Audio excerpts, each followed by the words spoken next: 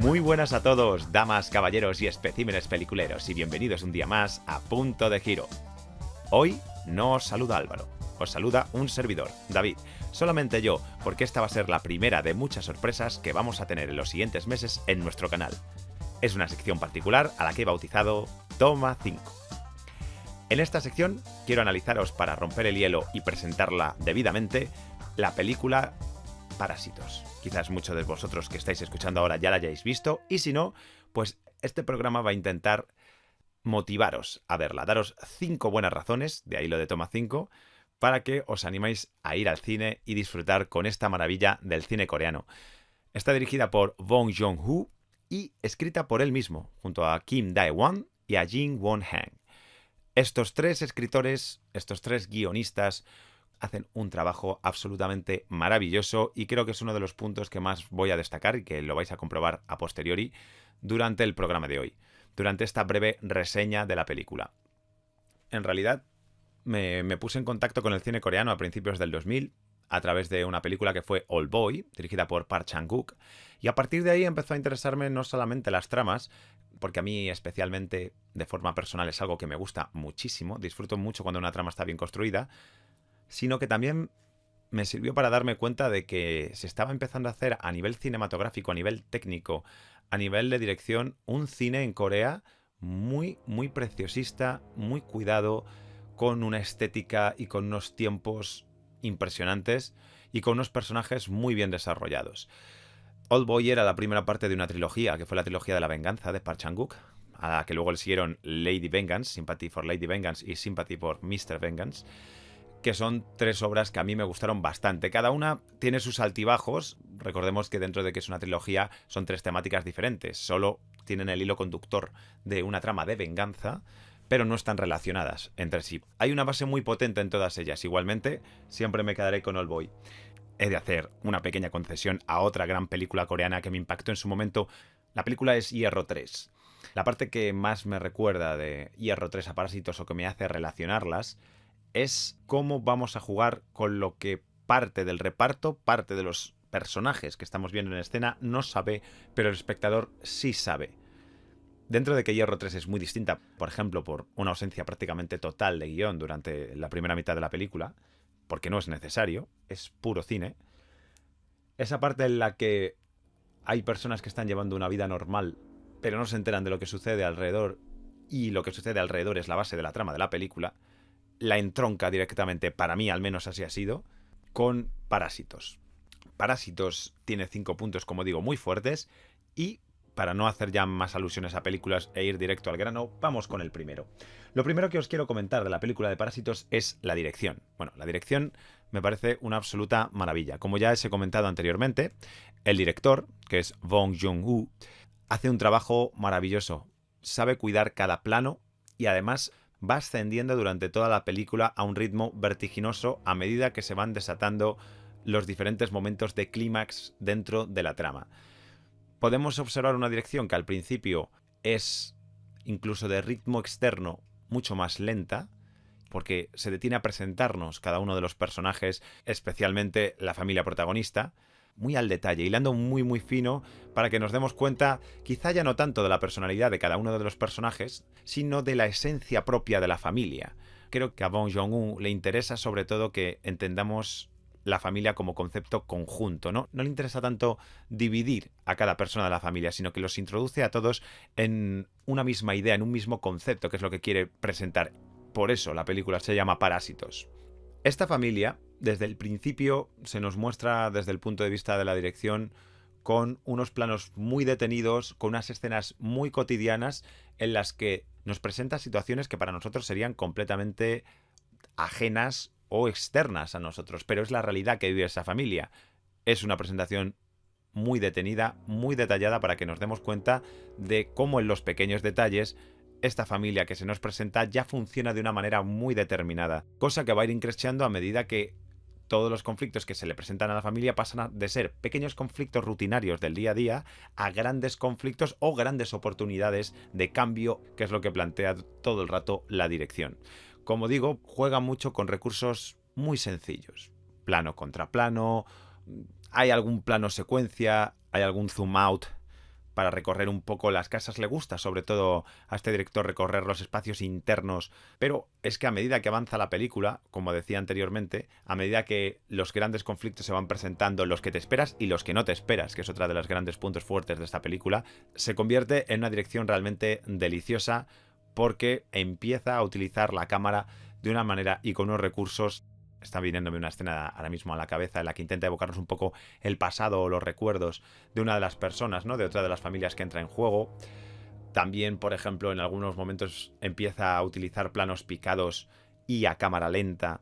No a cámara lenta como slow-mo, como tal, como una cámara lenta técnica, sino con una cámara que se toma mucho tiempo para recorrer ese picado y para que veamos una perspectiva de lo que unos personajes ignoran pero otros personajes saben. Lo hacen mucho también para diferenciar.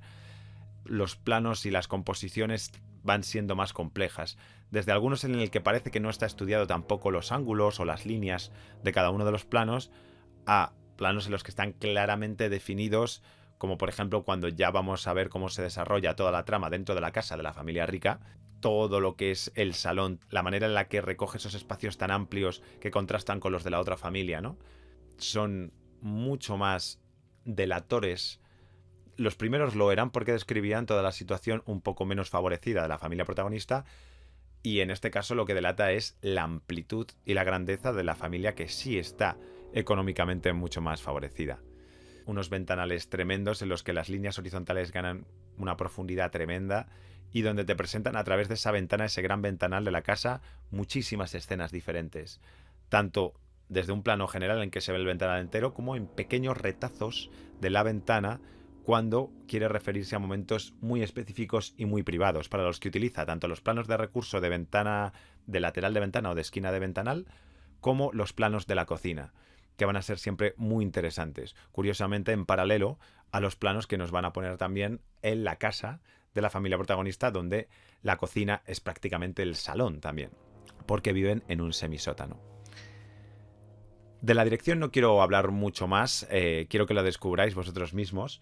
Quisiera hablaros del segundo punto que para mí es maravilloso y, como digo, sin entrar en spoilers, que se trata de la trama.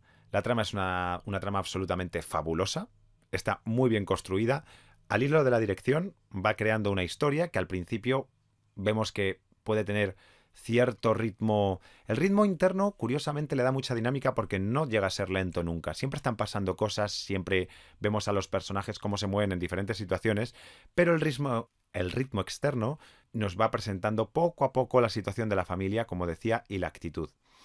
En la trama puede parecer que esto podría llegar a reducir el interés del espectador sobre lo que estamos viendo, porque realmente no vemos un conflicto grande, pero creo que es muy necesario que la trama y el guión se tome ese momento al principio para que luego todo se desencadene con mucha más naturalidad, porque además va dejando siempre pequeñas propinas en cada momento de guión que más tarde a posteriori las va a ir rescatando y le va a dar un sentido en la trama general. Eso es una gozada cuando se trabaja tan bien, y en este caso no deja de hacerlo. El primer momento de clímax en la trama, cuando vemos realmente lo que está empezando a pasar, digamos que no es un plot twist, no es un punto de giro como tal, pero sí sirve no solo para el guión, sino que sirve también para toda la trama entera. Se transforma completamente y de repente nos encontramos ante una situación que probablemente podíamos haber ido vaticinando, porque, como digo, la presentación es muy buena, pero que se va retorciendo sobre sí misma hasta un punto en el que llega al límite. Pero es que además sobre eso, que hasta ese punto podrías llegar a pensar, bueno, pues ya está, este es el conflicto que se nos ha planteado, a ver cómo se resuelve, se generan otros dos conflictos más a posteriori y además son bastante sorprendentes al mismo tiempo. Uno tiene que ver con una tercera familia que también vamos a conocer, y el otro tiene que ver con el resultado final, cuando ya pensábamos que sabíamos perfectamente de qué iba la película. Cuando ya lo tienes todo, o piensas que lo tienes todo muy atado, te mete de lleno una trama completamente nueva y es impresionante cómo la va desarrollando. Y la guinda de la trama llega en el momento final. El momento final en el que tampoco te esperas en lo que va a suceder y decide dar otra vuelta de giro más para poner cada personaje desde el juicio de los propios guionistas y directores. Pero curiosamente no se implican en que sea un juicio evidente. No te lo ponen delante de ti para que digan, mira, esto es lo que pensamos de nuestros personajes. Lo dejan muy abierto. lo suficientemente abierto como para que la gente pueda reflexionar no solamente por qué ha sucedido lo que ha sucedido, sino también cuál es la idea que me queda a mí de estos personajes. ¿Qué pienso? ¿Qué siento? ¿Qué me provocan cada uno de ellos, ¿no? Creo que ahí son muy astutos en no cerrarlo y en dar al público la posibilidad de pensarlo. Incluso donde nos vamos a un epílogo que nos plantea una situación bastante peculiar en formato de hipótesis, vamos a decir. Jugando un poco con la hipótesis y también jugando un poco con una estructura circular. Un plano final que no es exactamente el último plano de la película, pero sí que remite al primer plano de la película y es otro toque, en realidad, otro toque de genialidad para mí. El tercer punto, que creo que es fundamental destacar de esta película, es la interpretación. Las relaciones humanas y sociales en algunos puntos nos pueden parecer poco naturales, no es nada ajeno o forzado. Tiene mucho que ver con la manera de establecer las relaciones sociales allí y las diferencias que hay entre gente que vive de una manera, gente que vive de otra, gente que tiene más posibles, gente que tiene menos, ¿no?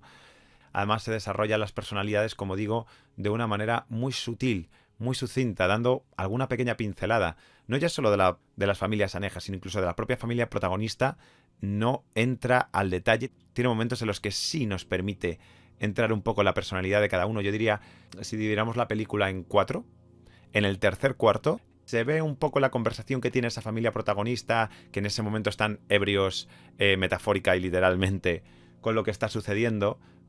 Un poquito los detalles de, sí, vale, toda esta familia representa este concepto, ¿no? de parásito, pero la hija lo lleva por aquí, la madre por aquí, el padre por aquí y el hijo por aquí. Dentro de que, por ejemplo, el ariete, una de las mentes pensantes es la del hijo, otra es la del padre. Pero muy simplemente para que sumen al conjunto, y el conjunto es el que coge fuerza. Curiosamente, la interpretación al principio no me llamó especialmente la atención. Según va pasando la película, nos damos cuenta de cómo cada uno tiene muy bien trabajados los detalles, cómo cada uno es lo que es su personaje y no puede ser nada más. Están muy bien definidos y tienen unas personalidades muy claras, quizá no muy profundizadas, pero muy claras. Y el tema es que cada uno lo defiende de una manera que se hace muy veraz todo lo que sucede. Porque no entran en grandes construcciones de personaje, como digo, no hay un desarrollo de profundidad. Y sin embargo, vemos curva prácticamente en todos los personajes. Quizás la curva menos trabajada es la de la hija, pero vemos curvas muy potentes en el padre a lo largo de su personaje. Y hay una curva muy determinante también en el hijo. Por parte de las otras familias, quiero destacar la interpretación de la que es la primera ama de llaves o chacha o asistenta de la familia rica, que la vemos en 3 momentos completamente diferentes. Esta interpretación me llamó muchísimo la atención porque creo que es una de las cosas más difíciles de hacer y la hace muy, muy bien. Pasamos de ver a una persona completamente en su sitio donde tiene que estar, cumpliendo su papel sin llamar demasiado la atención, a una persona completamente desesperada, a una persona completamente sin escrúpulos, que disfruta de sus momentáneas victorias de una manera muy codiciosa también. Esas 3 maneras de verla me parecen muy brutal y sería la interpretación que más destacaría, dentro de que, como digo, todas las interpretaciones creo que están ajustadas a lo que necesita cada personaje. Pero en cuanto a juego, la de ella sin duda. Cuarto punto que quiero destacaros son los mensajes. Cuando parece que solo hay un mensaje claro, cuando parece que solo hay una crítica, un posicionamiento de la dirección para que el espectador decida con quién aliarse y con quién no, dónde posicionarse y dónde no, te introduce un elemento que cambia completamente todo. Y en ese preciso instante ves como de repente eso produce algo en ellos. Decía, lo de los personajes trabajados hasta cierto punto. Ahí es una de las primeras grandes curvas. Y sobre todo lo vemos, como decía, en el padre y en el hijo. Hay un momento de curva muy bien trabajado ahí en el que aprovecha para introducirnos un mensaje muy potente. ¿Hasta qué punto podemos llegar a corrompernos? ¿Hasta qué punto puede llegar a merecer la pena una forma de vida que la hemos planteado como la única posible para sobrevivir? Y de repente vemos dos planos completamente diferentes, ¿no? Que es el del padre y el del hijo. Ahí hay una profundidad muy interesante y ahí se convierten muy interesantes también las interpretaciones del padre como del hijo. Y el último punto que os quería destacar que no por ser el último es el menos importante, por supuesto, es el crescendo. El crescendo en toda la película es absolutamente impresionante. Partimos de una situación, como decía, muy sencilla, quizás más ajena, quizás incluso extrema en esos primeros pequeños detalles que se nos presentan, pero a donde lo va llevando, no solamente desde las curvas de personaje, a través de esos puntos de giro que van retorciendo la historia y haciéndola cada vez más intrincada, incluso sorprendiendo mucho al espectador, como digo, con esa dirección que se va volviendo cada vez más creativa, que va aportando cada vez más ideas a la hora de mostrarnos con la cámara, pero sobre todo a la hora de aportarnos con la banda sonora. La banda sonora, que juega muchísimo con banda sonora interna o diegética y banda sonora externa, extradiegética, juega también con piezas, especialmente desde la estructura externa, desde lo extradiegético, que no hacen más que acompañar hasta, digamos, la primera mitad de la peli, pero que cuando ya a partir de la mitad se desarrollan los puntos fuertes de la misma, las utiliza de una forma en la que abarca toda la situación, en donde no solo la acción de clímax, de conflicto absoluto crece, sino que la banda va con ella. Es un recurso muy utilizado en muchas películas, ya lo sabemos, pero lo sabe utilizar con mucho gusto. Lo sabe utilizar con mucho gusto y además creo que las piezas que elige, que no son originales, en muchos casos, son piezas que encajan perfectamente a lo que está sucediendo. O bien porque va a favor de lo que está sucediendo, o bien incluso jugando a la contra. Como pasa, por ejemplo, en la parte final, en un cumpleaños que hay al final, donde la banda sonora va haciendo que crezca el clímax del conflicto que sucede y va completamente a la contra de lo que estamos viendo a nivel emocional, lo que muchas veces, como sabemos en el cine por contraste, funciona también perfectamente bien. Solamente me queda deciros que si sois amantes de una buena trama, si estáis dispuestos a dejaros seducir por cada uno de los personajes y entráis en el juego, vais a disfrutar de esta película tanto o más de lo que lo he hecho yo. Para mí ha sido un placer presentárosla. Hasta aquí llegaría este primer programa de Toma 5. Espero que lo hayáis disfrutado muchísimo. Espero que vayáis a verla, que si no os da tiempo a verla en el cine, podáis verla en las plataformas en las que acabe saliendo y que disfrutéis muchísimo con cada uno de los detalles de esta película. Realmente merece mucho la pena. Ahora ya, si queréis, podéis dejarme en el cajón de comentarios los que hayáis visto y queréis comentar mi opiniones sobre ella. Recordad que esto se cuelga no solamente aquí en YouTube, sino que también lo tenéis como podcast en iVoox, que nos podéis visitar, que podéis ver nuestros comentarios en Twitter, en Cine.degiro, y que siempre va a ser un placer para Álvaro y para mí estar pendientes y seguiros ofreciendo más y más cine. Como siempre ya sabéis, si os gusta el cine, esto es puro cine, y nosotros somos Punto de Giro.